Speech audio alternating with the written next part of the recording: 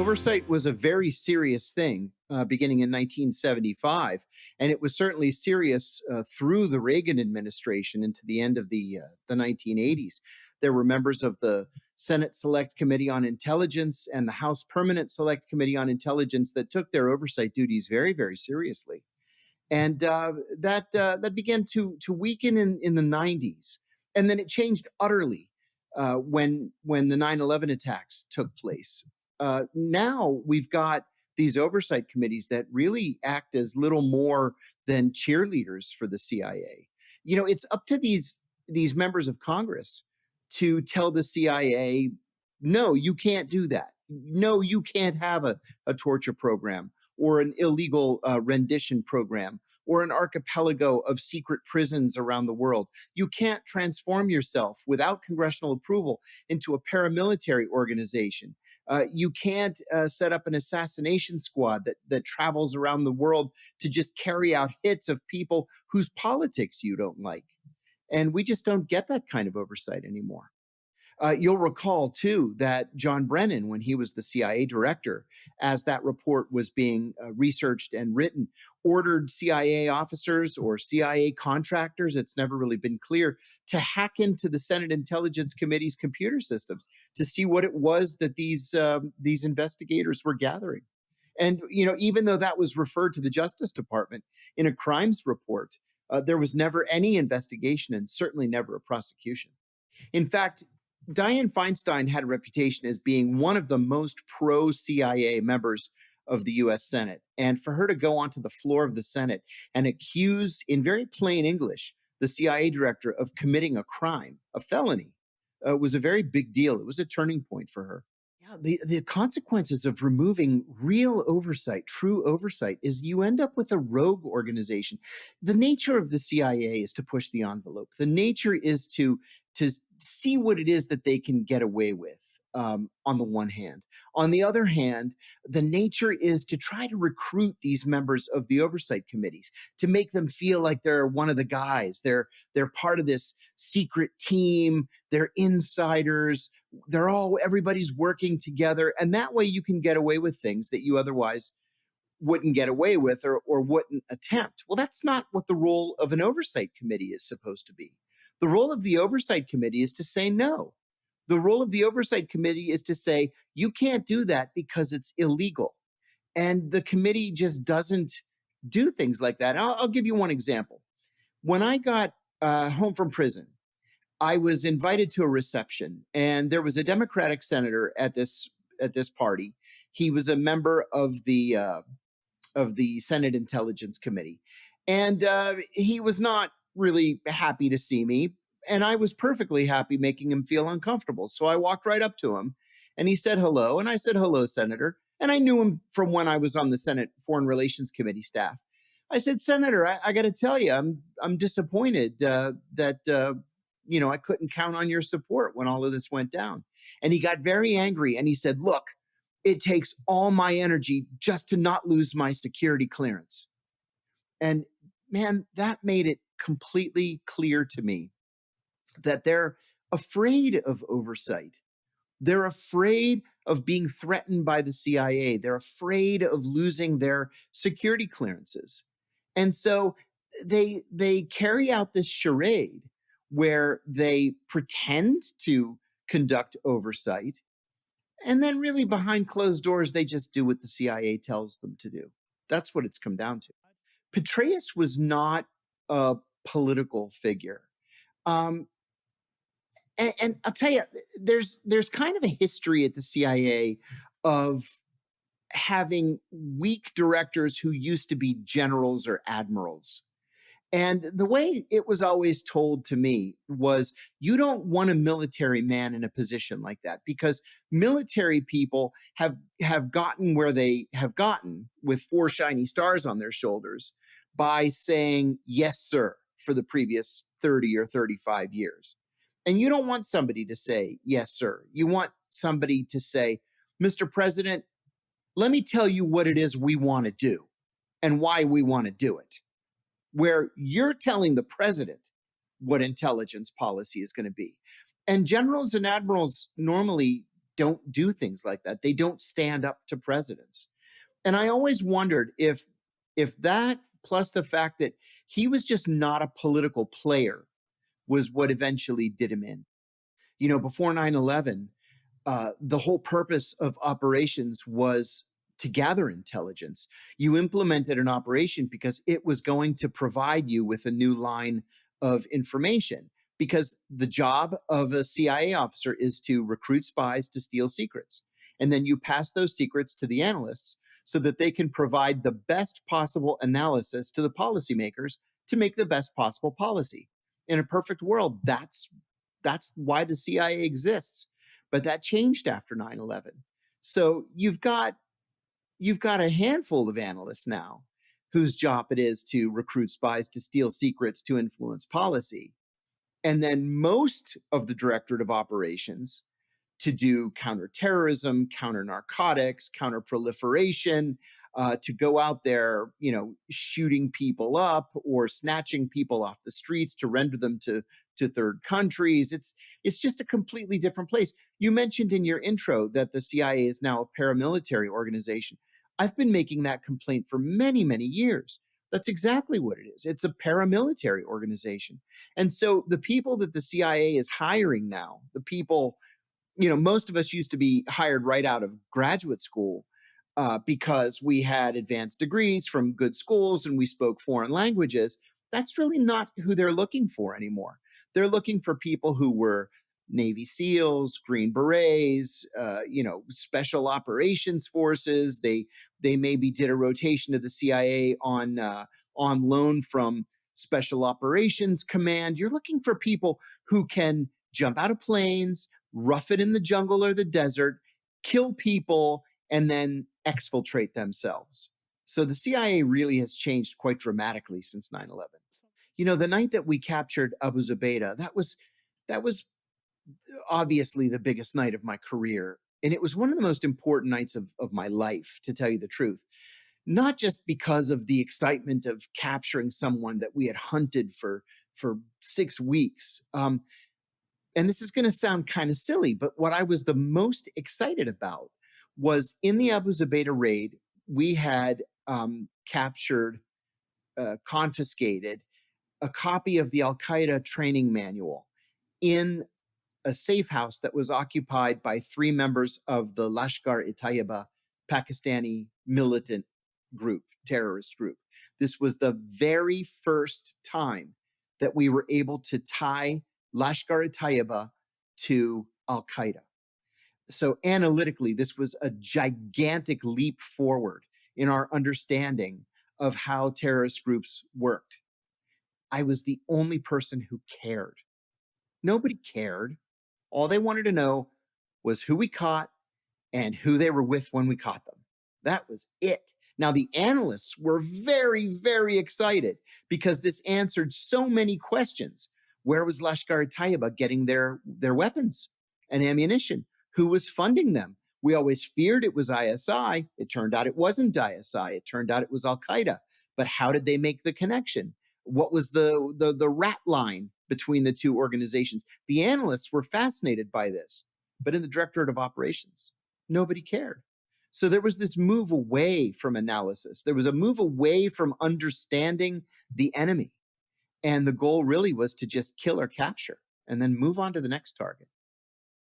When I first started at the CIA, I was told what you just read, nonpartisan in all capital letters. I sat near a woman in 1995, 1996, who had a Bob Dole for President bumper sticker very discreetly in her cubicle. And not only was she ordered to take it down, but she was reprimanded for bringing politics into the office. I sat next to people for years and never had the foggiest idea if they were Democrats or Republicans or independents or whatever they were. It was never raised. It was never important because we had the mission. And, I don't mean to keep coming back to 9/11, but on the day that 9/11, that the attacks took place, everything changed. Everything. And so it became It really did become the president's private army. I remember Executive Order 12333 being written in stone. It was one of the very first things we were briefed on when we were hired into the agency, that we cannot kill people. We do not and will not kill people. And we will not task others with killing people. Well, within just days of the 9/11 attacks, 12333 was rescinded, and all of a sudden we started setting up assassination squads. When I was in the CIA's counterterrorism center, I sat, I don't know, 20 feet away from a guy um, who was very friendly. He would come in and say good morning every day. Morning, guys. I'd say good morning. Morning, Rick. How are you doing? How was your weekend? How are your kids? And then he would disappear for a week, 2 weeks at a time. And we just all assumed he was going TDY, temporary duty, like we all did. I made 25 international trips in the 1 year after the 9/11 attacks. And then finally one day I said to the guy I sat next to, what exactly does he do here? Like I see him all the time. He's very friendly, but I don't really know what he does. And my friend was kind of exasperated. He said, John, he's in charge of the special activities division. You get it? Special activities? And I said, oh, of course. So he would just get on a plane, go to some foreign country, kill people, get back on the plane, and come home and just wait for the next assignment. I had worked in the Middle East for a little while with a contractor, an old timer, legendary figure by the name of Billy Wah. Books have been written about Billy. He's such a legendary figure in the Korean War, the Vietnam War. The guy had been around for decades, and and then he just kind of dropped out of sight. So I ran into him in the hall about 6 weeks after 9/11, and I said, "Hey, Billy, haven't seen you in ages. Where have you been?" And he looked around and he whispered to me, "I've been in Afghanistan." I said, "Yeah, what are you doing in Afghanistan?" And he looked at me like I was crazy. He said, "I've been killing people. What do you think I've been doing?"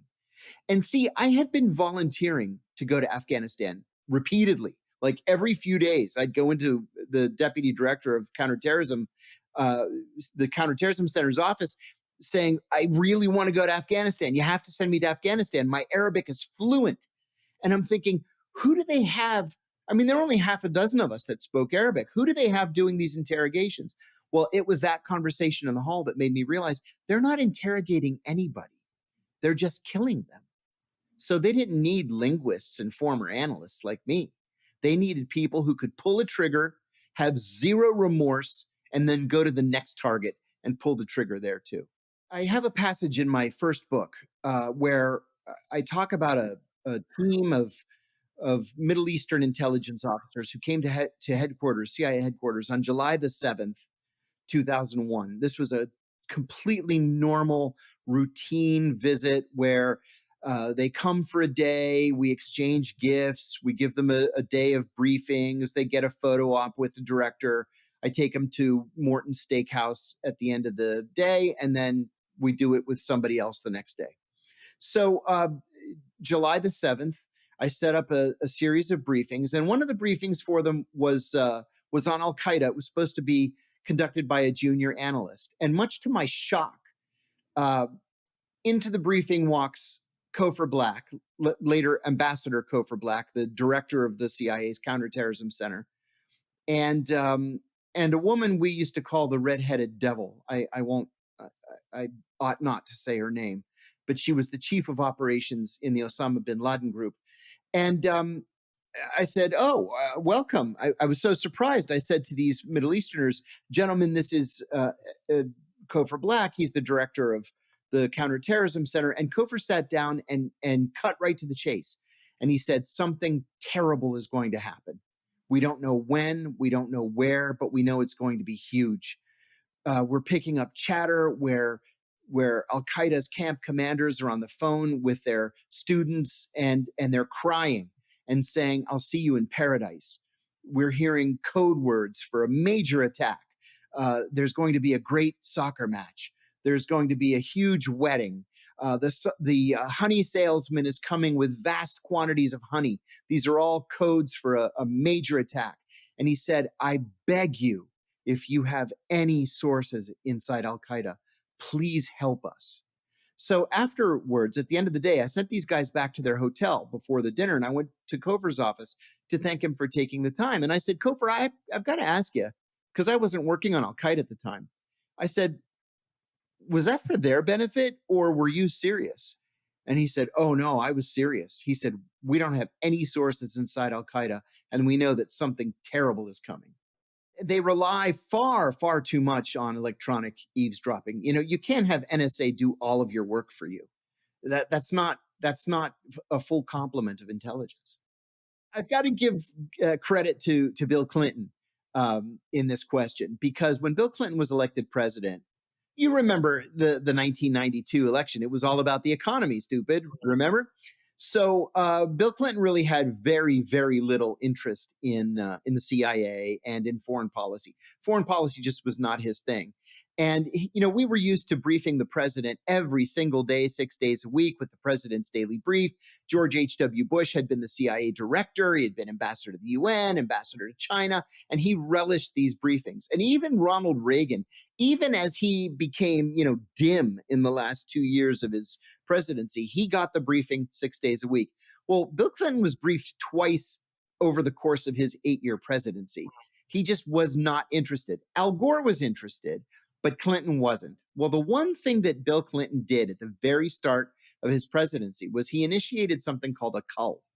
So he ordered the CIA to identify every recruited asset who had some sort of a human rights problem in his background, and to fire that source, right?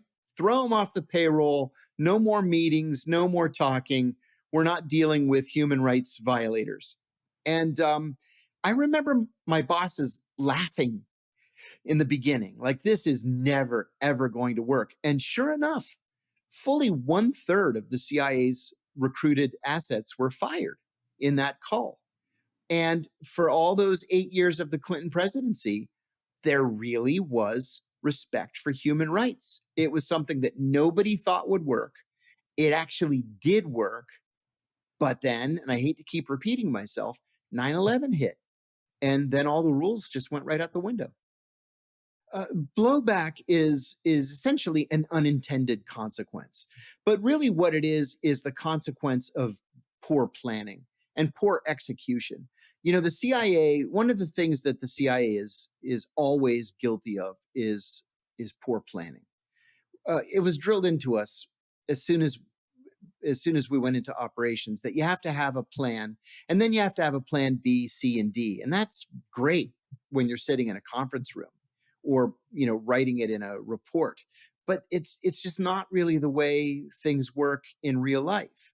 And even if you do have a plan B, C, and D, that's not necessarily to say that the policymakers do, and that they're going to do something that you think is the right thing to do. Afghanistan is probably the worst example of blowback in our modern history, where we had this obsession with communism. I think most Americans don't understand really the government's and the CIA's obsession with communism right up until the end, the end of communism in Europe. And so, in this obsession with communism and this willingness or readiness to drive out the Soviets, to drive them out of Afghanistan at all costs, we made a deal with the devil. And then when the Russians were finally driven out of Afghanistan, rather than to try to work with a new Afghan government, to enhance infrastructure or agriculture or education, we just walked away. It was as simple as that. There was no plan B, or the plan ended with the defeat of the Soviet Union in Afghanistan. And so here we've radicalized these people. We've pumped hundreds of millions, probably billions of dollars worth of weapons and ammunition and mines and rockets and you name it into this country. And then we just abandoned them. So there should have been no surprise when they morphed into the Taliban with the help of the Pakistani government and the Pakistani intelligence service, the ISI. Like, what did we think was going to happen? And then by the time 9/11 happened, it was just too late. I feel very strongly that we do not need a CIA. I think that if we ever did need a CIA, it's long overstayed its welcome. And you look at redundancy in intelligence around the U.S. government too, Chris. You've got the State Department's Bureau of Intelligence and Research, which does uh, all all kinds of intelligence analysis. You've got the Defense Department's DHS, Defense Human Services. They recruit spies to steal secrets just like the CIA does. You have NSA doing all of the electronic eavesdropping. You have DARPA developing the next generation of whatever it is that they do. It's so secret, we don't even know what it is that they're working on. Uh, we've got think tanks, most of which are funded and financed by the big defense contractors. We don't need a CIA. And to tell you the truth, there's a major book waiting to be written on the CIA's analytic failures. We talk all the time about the CIA's operational failures. Those are very well documented. Legacy of Ashes is one of the best books I've ever read. But what we don't talk about is the CIA's analytic failures. And if you go back really to the founding of the CIA in 1947, they've either missed or gotten the analysis wrong on every major event. I mean, we can go back to the Suez Crisis. We can go back to the Berlin airlift, through the Iraq War and everything that came after it. They're wrong about everything, and there's never a price to pay for that. They just move on to the next crisis and then get that wrong. The country's best interests at heart. Dulles is probably the best example of this. Dulles Dulles saw the CIA as his own fiefdom, and what President Eisenhower wanted from him was immaterial. He and his brother colluded and conspired on myriad operations and foreign policy issues, and they didn't care what Eisenhower had to say about it.